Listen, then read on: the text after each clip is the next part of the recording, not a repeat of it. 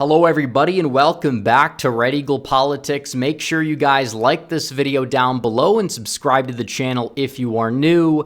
So the state of Pennsylvania, we talk about how important Pennsylvania is to Donald Trump's chances in the 2024 presidential election all the time, because this is a state that is the largest swing state. You know, Florida and Texas, those states are not really going to be all that competitive.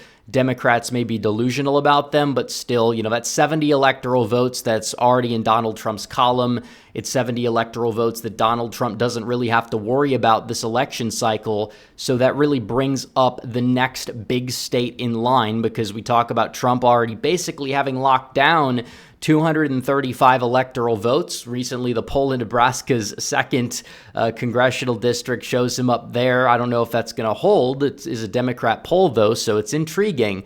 But Pennsylvania is ground zero. I've said it back in 2021. I said it's going to be a close state regardless of what happens. Biden's approval rating, of course, has nosedived since then. Biden has been spending a lot of time in the state, a lot of money in the state, but still, according to two recent polls, he's not really in a very good position right now. And these are polls. You have one poll that's a little bit right-leaning, and Fabrizio, yeah, it's a little bit more of an internal. Doesn't mean that their track record is awful, and Trump is basically outside the margin of error for victory in the state, which is a very good sign. 49% in any poll. That is a very good position to be in. But also you have a pollster that had Donald Trump trailing the last poll, called the Muhlenberg College poll. Now that poll has Donald Trump up by 3 percentage points in Pennsylvania. Now, Pennsylvania, I think, is going to be a very close state. It may not be a state Trump takes by any more than a point, but still, it just matters that he wins it. And when you see polls that have him up, it's a good sign. Talk about May 8th in 2016 and 2020. Hillary was up by 7.4%. She lost it. Biden, 4.5%. That was his lead in May. Although if you look at the 2020 polls in Pennsylvania, it is true that he led by over 7 percentage points in October, and we understand that this was one of the closest states, most contested states of the 2020 election. So the fact that Trump is polling above Biden in Pennsylvania when Biden's the incumbent, you'd have to say is a good sign. You can't say this is a bad thing at all. You know, it is true that maybe, the polls this time don't underestimate Trump. I know we have to account for that. But keep in mind, the polls in 2022 in Pennsylvania, they were pretty much on point before early voting started. And then obviously things shifted there. A lot of people voted before the Oz-Fetterman debate, and it's possible that there was some sort of a response bias error in some of the later polls. So in terms of that argument for 2022, but still, I think it's important to take polling with a little bit of a grain of salt. I'm not saying they're dead on. I'm not saying that they possibly can't be underestimating Trump. Who knows what they're going to say at the end of the day? We're not to the conventions yet. But when you look at this, it's a very good sign for Trump. And we talk about 2020, and we talk about the map, because this is kind of what you're working with here. Donald Trump in a lot of the western Pennsylvania counties, he saw gains even in 2020, despite losing ground nationwide and losing ground in the state as a whole. Is Biden going to get the black turnout he got in Pittsburgh again? Yeah, probably not. Is he going to get the black turnout he got in the Philadelphia area? Probably not. And even then, you look at some of these places, it really comes down to, can Trump reverse some of the home region effect of Biden? I mean, seems like the novelty, you could say, has worn off. It's not like Biden's super popular. I mean, even when Republicans didn't do so well in 2022, well, where did they exactly do better? It was Eastern Pennsylvania, and that we know.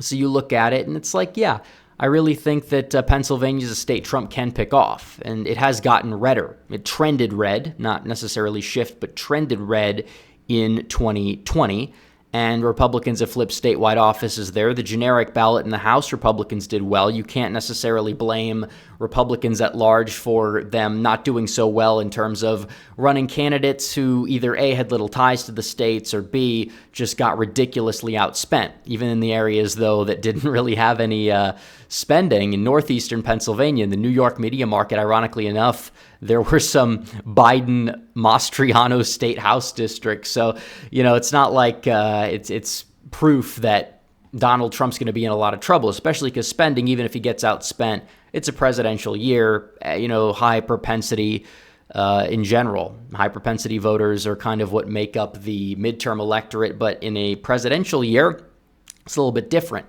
and that we know.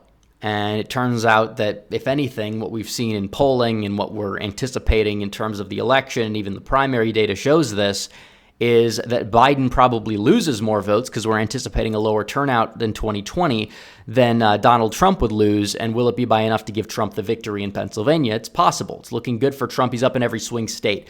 But again, I am somebody who, obviously, we know where I stand politically. We know. But I'm objective, and it wouldn't be fair for me to cover the Pennsylvania polls without shedding some light on some Wisconsin news that might not be so good, except, you know, we got to understand where this is coming from, because you have a poll in Wisconsin. It's out of our favorite pollster, and I say that in the most ironic way possible, Quinnipiac. They are one of the most liberal polls ever, but it's impossible that Donald Trump is tied nationwide in Quinnipiac, but then Biden has a 6-point lead in Wisconsin, but then RFK Jr. being in the mix would lower Biden's margin of victory by 5 points. Tammy Baldwin is also not up by 12 either. You know, this is a really bad poll. This is an outlier poll. I say throw it in the average, but I'm just saying in general, you look at it, Biden is not going to win the white vote in Wisconsin, most likely. He's not going to only lose non-college whites by 8 points. This is not 2012 anymore. And of course, crosstabs are a little wonky in all polls. I'm not necessarily saying that that is enough in and of itself to discredit the poll. But Quinnipiac, they're known for push polls. They're not being consistent. Every other poll in Wisconsin shows something different. But even then, polls in Wisconsin, you want to use that as a metric? Well, they usually have underestimated Trump by around 6 to 7 points. So this being the result in Wisconsin actually is not really all that bad, all things considered, because Trump in Wisconsin, very hard to poll just because he's got that unique driftless area base that pollsters typically end up missing. And that's basically what Wisconsin in and of itself tends to boil down to in the polling department. Now, Quinnipiac also had Trump only winning Iowa in 2020 by 1. He won by over 8. They had Biden up in the state of Ohio by 4 points in their final poll. Trump won by 8.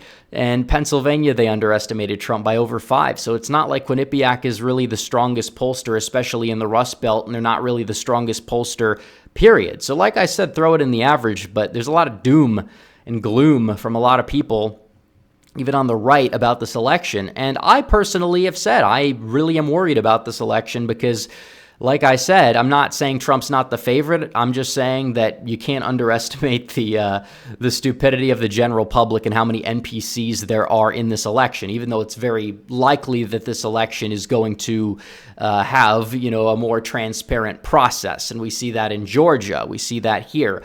They're signing new election legislation there. They've passed it in Arizona. Even in Michigan, they're going to be counting the early votes first, and the RNC is investing in a lot of election security measures. I don't think there's much of a reason for concern in that department, but I will say, again, the general public is something that is really a tough nut to crack in regards to a lot of these people. We're very polarized as a nation. So what it comes down to is turnout. That's what it comes down to. And in terms of turnout, Donald Trump, you got to get that turnout operation going. I have faith they will. We're in May. We're not to the conventions yet. And it really just comes down to turnout at the end of the day. Are we getting out our voter base? And that's really all that matters, because we have pretty much enough voters already in the country to win. But again, there's probably a lot of brainwashed voters for the other side to win. So we got to get our base out. That's what it comes down to. Get the base out. The RNC was gutted. Now it's changing. It's improving. But will it improve enough to give Donald Trump a boost? I'd like to think so. They're raising a lot more money now. It's a very good thing. Trump's case in New York is falling apart. Even if he still ends up getting convicted, I don't think it's going to hurt him at this point. His case in Florida is basically out the window. The Georgia and D.C. cases likely aren't happening before the election either. So there's a lot to really look forward to in regards to this election. We really haven't hit the campaign strides, and Donald Trump has gone up in the polls despite being on trial too, which is something that needs to be taken into account. But the polls have been pretty even nationally, and they show a Trump victory. So if the voter base turns out, well, I think it's going to be something that's going to give Donald Trump a boost. So we'll have to see what happens on that front. But Again, a lot of doom I see from people. Indiana's primary, Donald Trump got 78% of the vote against Nikki Haley in Indiana. That prompted a lot of people to claim that, oh, well, Trump is having a lot of Republicans defect from him. But here's the deal. It's an open primary in the state of Indiana. And what this shows is that Biden, he wasn't even running against anybody. But Democrats were meddling in the Republican primaries down ballot for governor, some of these House races, you name it. And they were able to kind of make Mike Braun underperform and make Donald Trump underperform as well. But if you add Trump's voter base up and you give all the Haley voters to Biden, I'm sure a lot of them may come home to Trump. Maybe they were Republicans. Maybe they just said, oh, well, I supported her in the primary. They're going to check the box for Haley. Probably around 30-40% of her voters probably are Republicans, and pretty much all of them likely will come home to Donald Trump, or maybe already have. Doesn't change the fact that Democrats are meddling in the Republican primary. Even though Haley dropped out, there's less of a reason for it.